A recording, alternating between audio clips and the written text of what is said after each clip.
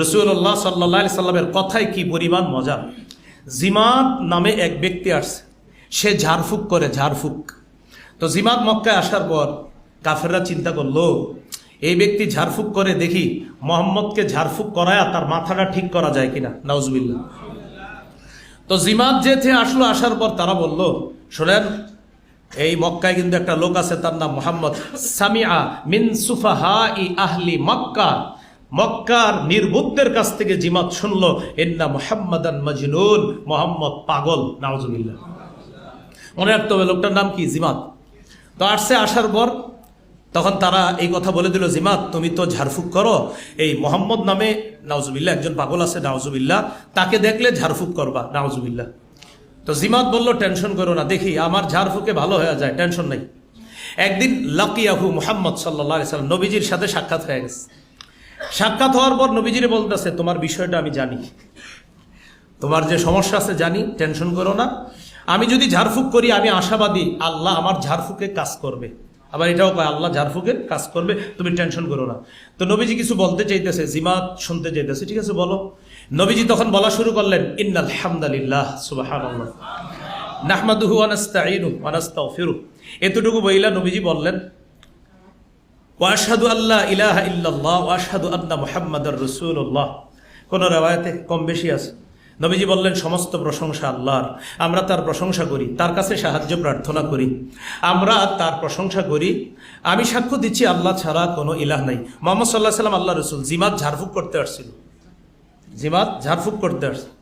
এই কথা বলার পর জিমাদ কয়, থামো থামো থামো থামো। নবীজির বলতেছে, তুমি এক কাজ করো, যে কথাগুলো তুমি বললা, আইদ আলাইয়া কালিমাতিকা হাউলা, এগুলো আবার বলো। ফাআদাহুন্না আলাইহি রাসূলুল্লাহ সাল্লাল্লাহু আলাইহি সাল্লাম সালাসা মাররাত। আমাদের নবীজি কথাগুলো আবার 3 বার বললেন। বলার পর জিমাদ তন্ময় হয়ে শুননা নবীজিকে বলতেছে, সামিআতু কাওলাস সাহারা, সামিআতু কাওলাল কাহানা, সামিআতু কাওলাশ শুআরা, ওয়াল্লাহি মা সামিআতু মিসলা কালিমাতিকা হাউলা। আমি গণকের কথা শুনছি, আমি জাদুকরদের কথা শুনছি, আমি কবিদের কথা শুনছি, আল্লাহর কসম তোমার এই কথাগুলোর মতো এমন তথ্যবহুল আর অর্থবোধক কথা আমার জীবনে আমি শুনিনি। ওখানে আছে লাকাদ বালাগনা নাউসাল বাহরি, নাউসাল বাহরি, তোমার কথাগুলো সমুদ্রের গভীরে গিয়ে পৌঁছে গিয়েছে, তোমার কথার এত সুন্দর অর্থ। এবার দেখেন জিমাদ কি কয়, হাত ইয়াদাক, তোমার হাতটা দাও, উবাইয়াকা আলাল ইসলাম, কি ঝাড়ফুঁক করবো, এই মুহূর্তে মুসলমান হয়ে যাবে। নবীজিরে পাগল বইলা দেখে না, এত কাজ হয় না। তো আন্তর্জাতিক পরিমণ্ডলে নবীর কথা যদি তারা শোনে, ঝামেলা। তখন তারা বৈঠক করলো, হ্যাঁ নির্ধারিত সময় আছে, যাও। তখন তারা বৈঠক, আমি সময়ের মধ্যে ইনশাল্লাহ শেষ করে দিব, ভাই মাপ চেয়ে নিচ্ছি আসলে। হ্যাঁ, তো রাসূলুল্লাহ সাল্লাল্লাহু আলাইহি ওয়াসাল্লাম আন্তর্জাতিক পরিমণ্ডলের জন্য ইসলাম প্রচার করতে না পারে, কাফেররা তারা একটা বৈঠক করলো। তো হ্যাঁ আদনান ভাই কেন যে এই বিষয় দিল, এই জন্য তো একটু বেশি বলতে হইতেছে। হ্যাঁ, রাসূলুল্লাহ সাল্লাল্লাহু আলাইহি সাল্লামের কাজকে বাধাগ্রস্ত করার জন্য, আন্তর্জাতিক পরিমণ্ডলের জন্য কাজ করতে না পারে, তারা একটা মিটিং করলো, পরামর্শ করলো। সভাপতি নির্ধারণ করা হলো ওলীদ ইবনে মুগীরাকে। সবার মধ্যে আলোচনা হলো যে কিভাবে বাধা দেওয়া যায়। তখন মক্কার সবাই বলল, আমরা তাকে পাগল বলে প্রচার করব। ওলীদ ইবনে মুগীরা কি জবাব দেয়, ধর তোমরা আন্দাজ এগুলো বইলো না, মুহাম্মদের কথা শুনলে মনে হয় না সে পাগল। তাহলে ঠিক আছে, আমরা তাকে কবি বলবো। কথর আমি নিজেই কবি, ওর কথায় কোনো কবিদের গন্ধ পাওয়া যায় না, এটা অন্য কথা। তাহলে গণক বলবো, আমি পৃথিবী সফর করছি, গণকদের সাথে ওঠা বসা আছে আমার, মুহাম্মদের কথায় গণকের কোনো গন্ধ পাওয়া যায় না। তাহলে জাদুকর বলি, আরে তোর জাদুকরদেরকে আমি কত দেখছি, তার কথায় জাদুকরেরও কোনো গন্ধ পাওয়া যায় না। তখন সবাই বলে, আমরা কি করতে পারি আপনি বলেন। কি যে বলি, এই তখন ওলীদ ইবনে মুগীরা বলেছিল, ইন্না লিকাউলিহি লাহলাওয়া, মুহাম্মদ সাল্লাল্লাহু আলাইহি সাল্লামের কথার মধ্যে আলাদা একটা মিষ্টতা আছে, আলাদা একটা সৌন্দর্যতা আছে, তার কথা যে শুনবে তারই মজা লাগবে। তো যাই হোক, আমি মুরব্বী মানুষ, তোমাদেরকে একটা পরামর্শ দেই, যা কিছু বলো আর না বলো, এইগুলা বইলা টইলা লাভ নাই। খালি এটা বইলো সে জাদুকর, এটাই খালি বইলো, আর কিছু দরকার নাই, খালি বলবা জাদুকর। এইভাবে আন্তর্জাতিক পরিমণ্ডলে নবী যেন ইসলাম প্রচার করতে না পারে বাধা দেওয়া হয়েছে।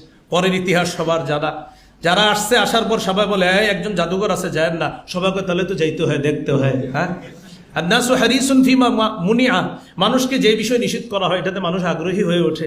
তখন যারাই যায় নবীর তেলাওয়াত শুনে, কোরআন শুনে সবাই মুগ্ধ হয়ে যায়। কোরআন আলাদা এক আকর্ষণ, যারা শুনে মুগ্ধ হয়, দলে দলে মুসলমানদের সংখ্যাও বাড়তে থাকে। 5 গেল। 6 নম্বর, লোভ প্রলোভনের মাধ্যমে।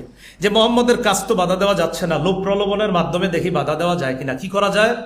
কয়েকজনকে মোহাম্মদের কাছে পাঠাই। কাকে পাঠানো যায়? নামটা মনে রাখবেন, উতবা ইবনে রবিআ। উতবা, আগেরটা কিন্তু উকবা কফ দিয়ে, আর এটা হলো তা দিয়ে, উতবা ইবনে রবিআ।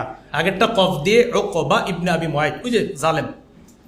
আর এটা হলো উতবা তা দিয়ে উতবা ইবনে রবিআ নবীজির কাছে গেছে। খুব ভালো করে মনে রাখবেন। আজকে আপনাদেরকে পুরস্কৃত করা হবে মনে হয় সিরাত ইবনে হিশাম, না শুনলাম? এই সিরাত ইবনে হিশামের মধ্যে আসছে উতবা ইবনে রবিআ গেছে নবীজির কাছে। যাওয়ার পরে কয়, ভাতিজা তুমি তো মাশাআল্লাহ অনেক ভালো মানুষ, তোমার বংশী সব কিছু বলার পর তোমার কিছু কথা বলতে আসছিল। কি কথা বলেন চাচা? বলতেছে 4টা প্রস্তাব তোমাকে আমি, প্রথমে 3টা প্রস্তাব দিব, 3টা না মানলে 4টা দিব। মোট কয়টা? 4টা। প্রথম 3টা না মানলে 4টা। খুব মনে রাখবেন। 1, ইন কুনতা তুরিদু বিমা জিতা বিহি মিন হাদাল আমরি মালান জামা'না লাকা মালা। তুমি যে মিশন নিয়ে নামছো, এই মিশনের উদ্দেশ্য যদি সম্পদ হয় আমাদেরকে বলো, তোমাকে আমরা প্রচুর সম্পদ জমা করে মালিক বানায় দিই। 1, 2, ওয়াইন কুনতা তুরিদু বিহি শারাফা। তুমি যদি পদমর্যাদা চাও আমাদের মধ্যে বলো, সাওয়াদনাকা, আমরা তোমাকে আমাদের এই বিভিন্ন বৈঠকের প্রধান বানিয়ে দিব, তোমার কথা ছাড়া আমরা কোনো সিদ্ধান্ত নিব না। 3, ওয়াইন কুনতা তুরিদু বিহি মুলকা। তুমি যদি রাজত্ব চাও, মাল্লাকনাকা, তোমাকে আমরা রাজা বানায় দিই, বলো তুমি। এই 3টা যদি তুমি না মানো তাহলে বলো তোমার মাথায় কোনো সমস্যা আছে কিনা, আমরা তোমার জন্য ডাক্তার দেখি। ওখানে আছে, হ্যাঁ, নাতলুবুল তিব্বা, তোমার জন্য ঔষধ আমরা ব্যবস্থা করি, যদি 3টা না মানো। কারণ এই 3টা তুমি না মানো, এটা তো কোনো সুস্থ মস্তিষ্কের মানুষ এটা না করতে পারে না। তুমি কেমনে ভাতিজা এগুলা না করবা? তাহলে 4 নম্বর হলো, ওগুলা না মানলে তোমার চিকিৎসার ব্যবস্থা করি। এটা বইলা উতবা উঠে যাবে, বলতেছে কাকা আপনার কথা শেষ, আপনার কথা শেষ। সিরাত ইবনে হিশামে আছে, আফারগতা, আপনি এই কথা বলা শেষ হয়েছে কাকা? হ্যাঁ শেষ। এবার নবীজি হামিম আস-সাজদা, একটু সুবহানাল্লাহ পড়ি। হামিম আস-সাজদা, এই সূরাটা তেলাওয়াত করতে লাগলেন। করতে করতে সাজদার আয়াত পর্যন্ত নবীজি পৌঁছলেন। পৌঁছার পর যখন এই তেলাওয়াত করতেছিলেন, উতবা ইবনে রবিআ নবীজির এই তেলাওয়াত মন দিয়ে শুনতেছে, শুধু মন দিয়ে না, এক পর্যায়ে শুনতে সিদ্ধে ঝুঁকে, মাথা ঝুঁকা নবীর কথাগুলা খুব মন দিয়ে শুনতেছে। সেজদার আয়াত যখন আসছে, নবী সেজদা দিছে, তখন তার হুঁশ ফিরে আসছে। ঘটনা কি? আমি আসলাম কি মিশন নিয়ে, হয়ে গেল কি? উতবা ইবনে রবিআ তাড়াতাড়ি ওখান থেকে উঠে গেছে। আবু জাহেল, কাফের বেঈমান যারা, তারা বলল কি ঘটনা? কি ঘটনার রেজাল্ট তো বেশি ভালো না। শুধু তার কাছে কাউরে পাঠাও না, যারে পাঠাবা সমস্যা হইতে পারে। মানে এটা সমস্যা কি? সে তার প্রতি আকৃষ্ট হয়ে যাবে, তার কথা যাকেই শুনতে দিবা সে তার প্রতি আকৃষ্ট হয়ে মুসলমান হয়ে যেতে পারে।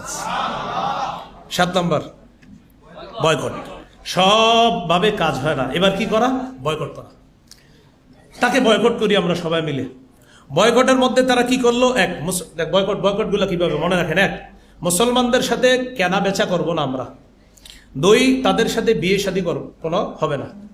3, তাদের সাথে আমরা কোনো ধরনের মুআশারাত মানে কোনো ধরনেরই কোনো লেনদেন করব না, ব্যবসা বাণিজ্য করব না। 2, বিয়ে শাদী ইত্যাদি করব না। 3, সামাজিকভাবে এমনভাবে বয়কট করব যে কোনো ধরনের লেনদেন তাদের সাথে থাকবে না। 4, মুহাম্মদকে আমাদের কাছে যতদিন সঁপে না দিবে ততদিন পর্যন্ত এই বয়কট বলবৎ থাকবে। এই 4টা কথা তারা বলে বয়কটের প্রস্তাব করলো এবং বয়কট হয়ে গেল। শুধু তাই না, মুসলমান সহ নবীর চাচা আবু তালেব কাফের হওয়া সত্ত্বেও ভাতিজাকে একা ছেড়ে দেয়নি। আবু তালেব সহ শিয়াবে আবি তালেবের মধ্যে প্রায় 3 বছর কঠিন এক জীবনের মধ্যে অতিবাহিত করেছেন। সাদ ইবনে আবি ওয়াক্কাস রাদিয়াল্লাহু তাআলা আনহু বলেন, এমন হয়েছে যে আমি একদিন রাতের বেলা গাছের পাতা পেরে ওইটাকে আমি সুন্দরভাবে ধুয়ে আগুনে পাক করে এরপর এটা খাইছি। এরকম অবস্থা হয়েছে আপনার ওই বয়কটের অবস্থাটা। এগুলো 7। 8 নম্বর, তায়েফের নির্যাতন। নবীজি দেখলেন এদের মাঝে কাজ হয় না, তখন যে অনেক দাওয়াত দিলাম কিন্তু তারা তো আমাকে খালি মারে, নির্যাতন করে। নবীজি তখন গেলেন তায়েফে। সহিহ বুখারীর একটা হাদিস নোট করে রাখতে পারেন, 3231 নম্বর হাদিস, 3231। এই হাদিসের মধ্যে আসছে, আম্মাজান আয়েশা সিদ্দিকা রাদিয়াল্লাহু তাআলা আনহা নবীজিকে বলেছিলেন, হাল আতা আলাইকা ইয়াউমুন, নবী আপনার জীবনে কি এমন কোনো দিন আসছে কানা আশাদ্দা মিন ইয়াউমি উহুদ, উহুদের চেয়ে কঠিন ছিল? নবীজি বললেন, আয়েশা লাকাদ লাকিতু মা লাকিতু মিন কওমিক ওদের যুদ্ধে তোমার সম্প্রদায়ের থেকে যেটা পাওয়ার সেটা তো পেয়েছিলাম, তবে এর চেয়ে আরো কঠিন দিন ছিল কখন জানো? ঈদ আরাদতু নাফসি আলা ইবনে ইয়ালিল, আলা আব্দি ইবনে ইয়ালিল ইবনে কুলাল, নামটা, হ্যাঁ, আব্দে ইয়ালিল ইবনে কুলাল, তার কাছে যখন আমি আমার দাওয়াত পেশ করলাম। যদিও তারিখের কিতাবে আরো পাবেন হাবিব, মাসুদ আর আব্দে ইয়ালিল ইবনে কুলাল, এই তিনজনের কাছে নবী দাওয়াত পেশ করেছিলেন। তো দাওয়াত পেশ করার পর আয়েশা তারা আমার এমনভাবে নির্যাতন করছে, নির্যাতন করতে করতে আমি বেহুশ হয়ে গেলাম। আয়েশা হঠাৎ রফাত রাসি, আমি মাথা উপরে উঠাইয়া দেখি, ফাইদা আনা বিসাহাবা, আমি বিসাবাহা, আমি দেখলাম যে আমি একটা মেঘের নিচে আছি। ওই মেঘের মধ্যে আমি তাকায় দিই জিবরিল আমিন আমাকে ছায়া, কদ আযাল্লাতনি, ওই মেঘ আমাকে ছায়া দেয়। হঠাৎ দেখি জিবরিল আমিন আমারে বলতেছে, ইন্নাল্লাহা কদ সামিআ কাওলা কওমিকা লাকা ওয়া মা রাদ্দু আলাইকা, আপনি তায়েববাসীর দাওয়াত দিছেন, তারা যে জবাব দিছে আল্লাহ সব শুনছে। ওয়াকাদ বাআসা ইলাইকা মালাকাল জিবাল, পাহাড়ের দায়িত্বে নিয়োজিত ফেরেশতা আপনার কাছে পাঠায় দিছে, লিতা'মুরাহু বিমা শি'তা ফীহিম, আপনি তাকে যা মন চায় সেই আদেশ আপনি করতে পারেন। নবীজি সাল্লাল্লাহু আলাইহি সাল্লামকে ওই যে পাহাড়ের দায়িত্বে ফেরেশতা তিনি নবীজিকে সালাম দিলেন। নবীজি বলেন না দানি, আমাকে ডাকলেন, সাল্লাম আলাইয়া, আমাকে সালাম দিলেন। সালাম দেওয়ার পর আমাকে বললেন, আপনি যদি বলেন আন উতবিকু আলাইহিমুল আখবাশাইন, এই দুই পাহাড় তাদেরকে চাপা দিয়ে আমি শেষ করে দেই, আপনি বলেন আমি আপনার হুকুম পালন করব। নবীজি বললেন লা বাল আরজু আইয়ুখরিজাল্লাহু মিন আসলাবিহিম মান ইয়াবুদুল্লাহা লা ইউশরিকু বিহি শাইআ, তারা আমার দাওয়াত গ্রহণ করে নাই, কি হয়েছে? আমার আশা তাদের বংশ থেকে যারা আসবে, ঔরস থেকে যারা আসবে, আমার আশা তারা আমার দাওয়াত গ্রহণ করবে, তারা আমার এই সত্য বাণী গ্রহণ করবে।